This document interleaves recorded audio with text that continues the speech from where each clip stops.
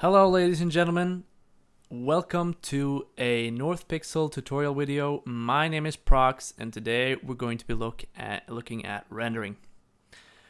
Specifically, we're going to be looking at how to make a simple clay render out of your model. As you can see in the background here, this is what we're going to be creating. This is an old model. I can't really remember from when it's from. It's from a long time ago. And we're going to be adding some lights, cool lights, some warm lights, and some floodlights, and a backdrop to make it look nice, like a light studio. Now, this is the fourth time that I'm doing this. First time with XSplit, it was a fail. It crashed. Second time with XSplit, I used the FLV format. It was also horrible. It was out of sync. And then the third time I did it with Fraps. Everything worked fine except I forgot to check the record audio button. So I was sitting there babbling to myself and nothing got recorded. So this is the third time and this is the fourth time. So let's hope that this time I finally get done with this because I've been using all day on this thing, annoyingly enough. Now this is the file that I just had open for you guys. That you will never see. So let's reset it by opening the file again. Oh no, has it saved? Great, it's saved. So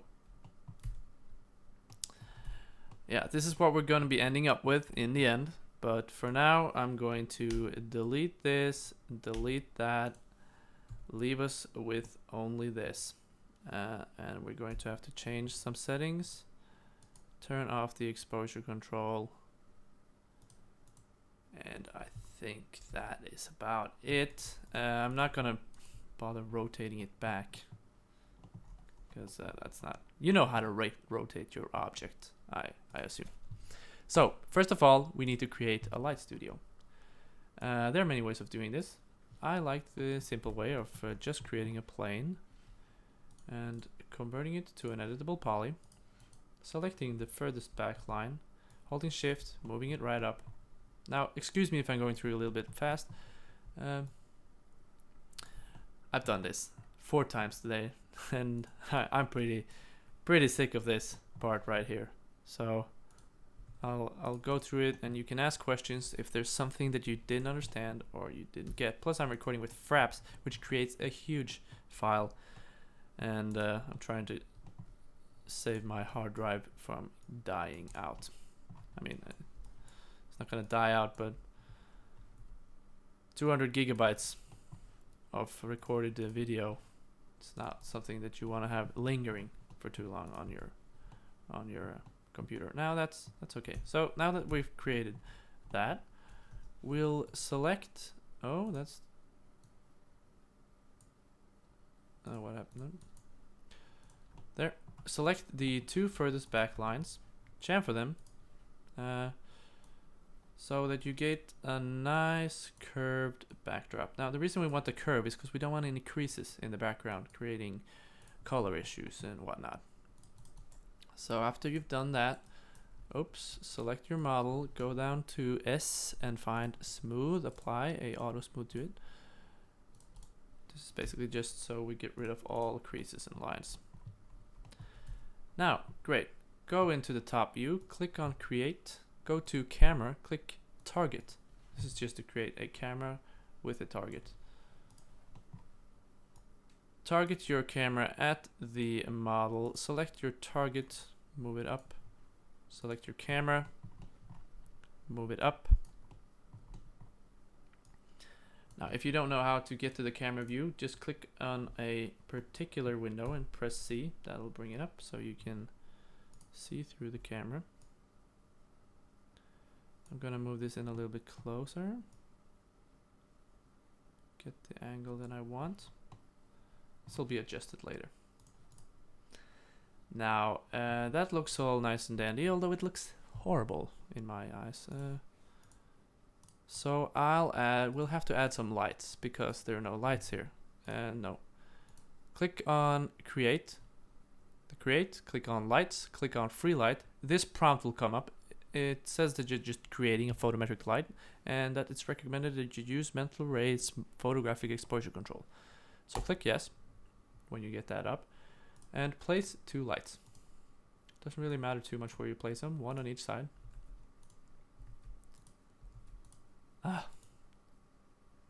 Let's freeze that selection because I don't want to click on it again, and move the lights into a so-called opposite position of each other, so they are opposites. Now move them up, and this will nuke your entire scene, and you'll wonder what the hell is going on. That's okay. Press 8. This will bring up the Environment and Effects tab. After that, go through your exposure controls and choose Mental Ray Photographic Exposure Control if it's not already selected. Then choose Physically Based Lighting Indoor. Daylight, not nighttime, daylight.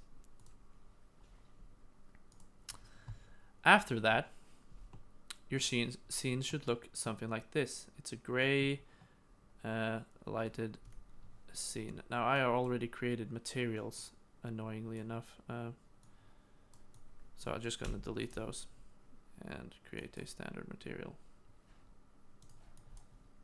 that I'll apply to all. So yeah, so this is more like what your scene will look like right now. Now you can take a render, but I feel that the Nitrous real-time engine gives a fair and pretty good representation of what you'll actually get in the render. It's not exactly what you'll get in the render, but it's really good actually. I'm impressed with the new 2013 real-time render. Now the lights are okay, but we want what's called a floodlight. So in the Creates tab, this time choose Targeted Lights and click just behind your camera and target your light at the vehicle or your model, of course, if you're not rendering a vehicle like I am. And select the target, move it up somewhat,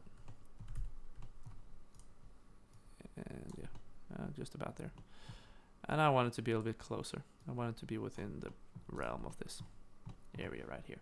Now, if you want a gray model, that's good. That's okay. But we want a little bit more color. I want more color, more vibrance. It creates a little bit more contrast in the color spectrum. So what you want to do here is turn on your creative juices and think like a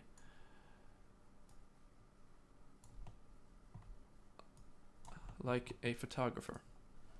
You want more lights. And what we'll do here is we'll go into the tab and we want shadows. So we'll go into the modifiers panel after we've selected the light that you want to change. Click on shadows to apply the shadows. As you see, a shadow will show up. Make sure it's ray traced shadows. It's important.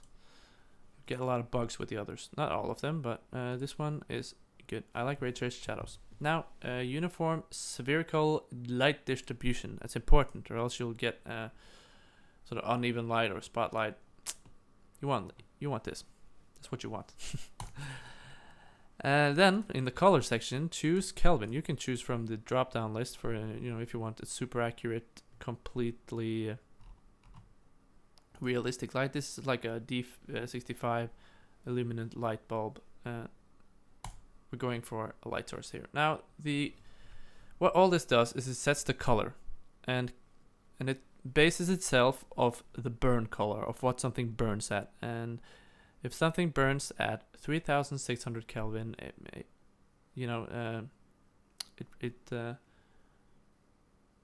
takes from the sun, of the surface of the sun, how it reacts. So if the surface of the sun is really hot, it'll look a lot cooler, like 20,000. So, but we want something about 3000 Kelvin. Gives a nice red color that I like. Now we want it to be a little bit brighter, so we set it to 3500 luminance units, and we want it to be an area light, so we get soft shadows, not these sharp ones. So we make it sphere, and we make the sphere a little bit larger, like a large bulb, and that'll create this soft shadow. The larger the sphere, the softer the shadows. Great. So now that we've covered all that, we can do the same with this light. Basically turn it to Kelvin. This one we want to be cooler, so set it to about, I don't know, 11,000 perhaps. That'll give us a nice blue color, or 10,000. And we'll do a filter. A filter is basically just something covering the bulb. It's not affectant of the light here. So basically just kill all the red, take some green out of it, and you'll get a nice blue color. It's a fairly strong tint in my mind, you know, but maybe that's what you want. There, like nice turquoise sort of color.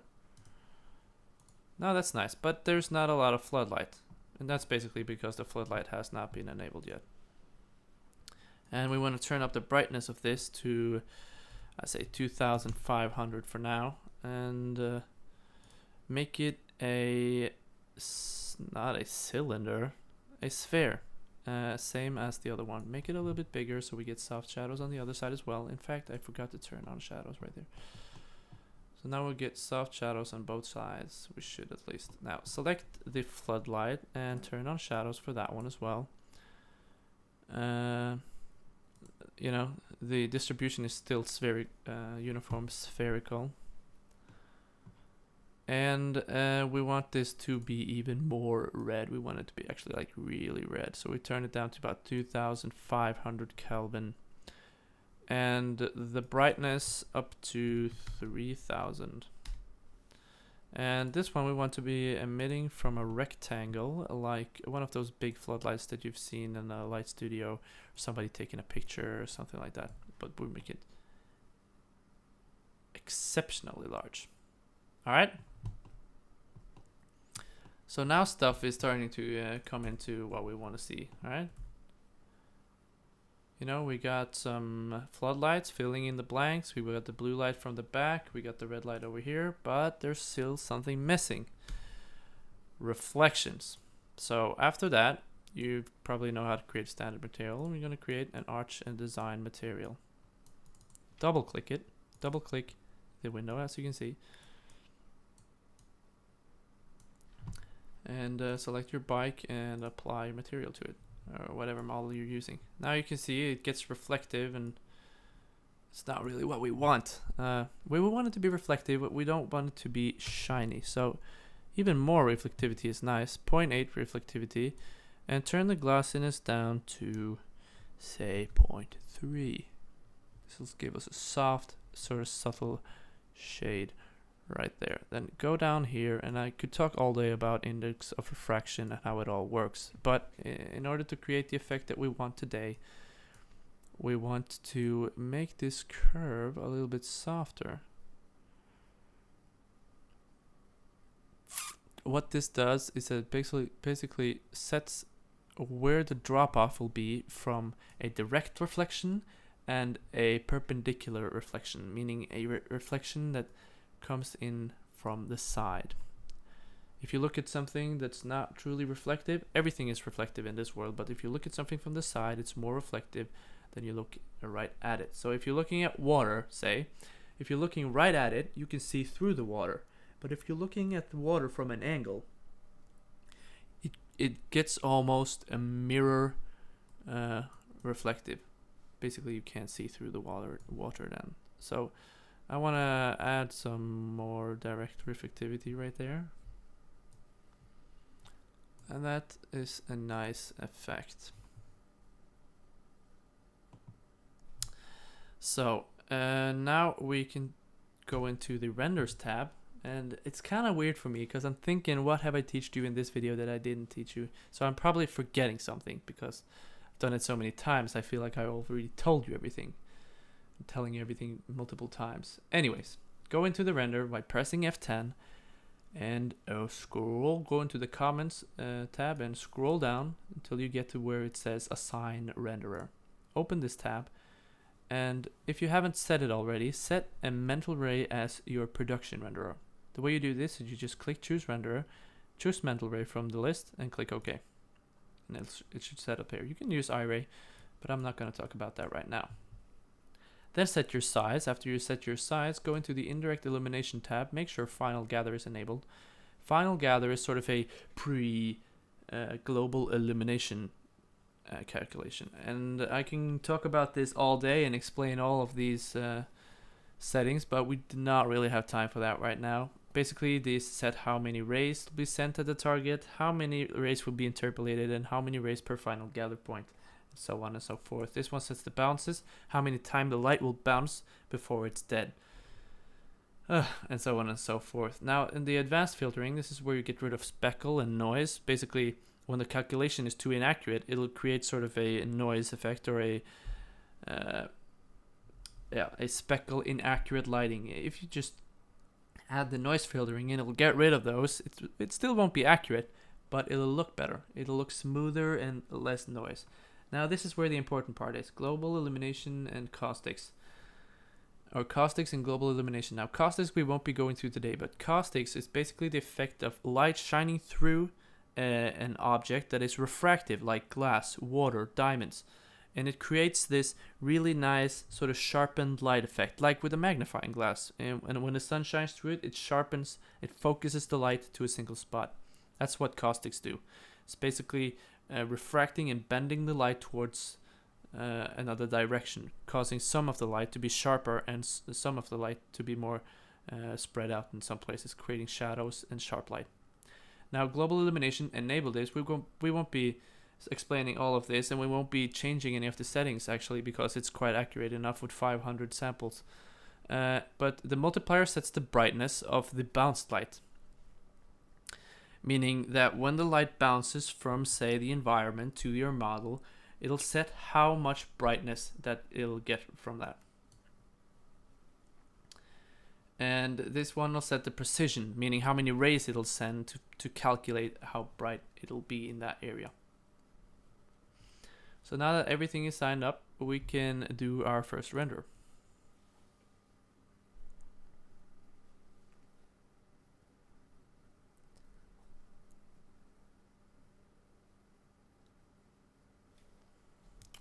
Great.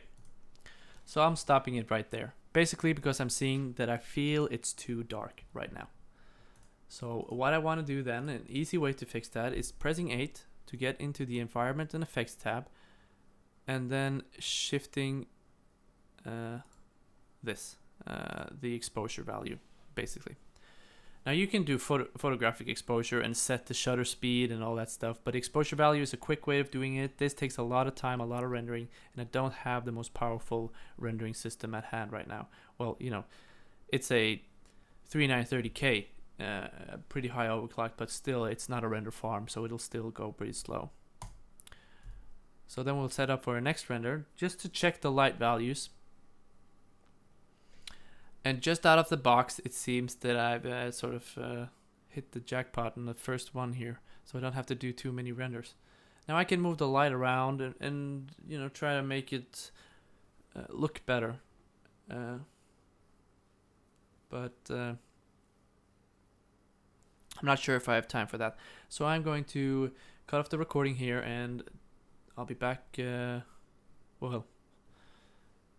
Well, you won't know when I'm back, will you? Now complete, and it looks pretty good. It looks pretty good. I'm pretty happy with it. So I'm going to save it again as Clay Render tutorial number 4, and I'm going to save it as a BMP, a lossless format that I enjoy very much. It's a big file size, but it's lossless, so I don't get any cripples and such like that. And then I'll go into Photoshop and make some final changes. Let's see, which one was it? 4, Clay Render 4. Now this looks a little bit green, and that's basically because my color setup is wrong. There we go, we get that nice warm color back into it. And this is not a Photoshop tutorial, but I'm basically just going to show you basic tricks that you can do. I'm sure many of you can already do this from before. Set the contrast up a little bit. And in the image adjustment, go to color balance and add some more red and some blue to get sort of a purple.